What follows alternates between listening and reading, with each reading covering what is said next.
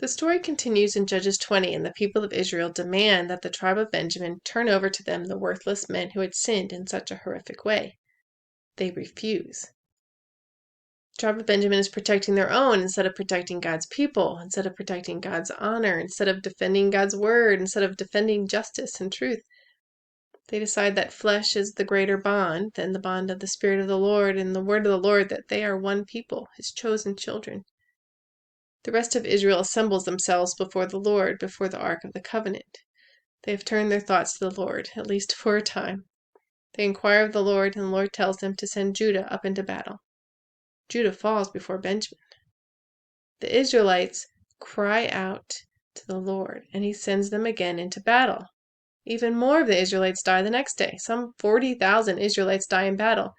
Those in the tribe of Benjamin weren't the only ones who had been living in sin against God's holy ways. The people of Israel fast and pray and offer His chosen sacrifices to God, and He gives Benjamin into their hands. The next day the tribe of Benjamin is routed and their cities burned. The tribe of Benjamin had chosen the wrong side. They chose self. Jesus would go on to say, as recorded in Luke 14:26, "If anyone comes to me and does not hate his own father and mother and wife and children and brothers and sisters, yes, even his own life, he cannot be my disciple." It's God first and only. That's the choice. It's the non-choice. That's the once and for all time settled that it's not a choice. It's Him and only Him. He will give us love and honor for our parents. He will give us His devoted, selfless love for our spouses and children and family. But it comes from being His first and only.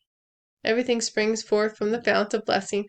We surrender it all to Him, and He consecrates it and returns it to us to be used for His glory. We don't defend what is our own. We surrender and sacrifice it all up to Him. It's for our good and His glory.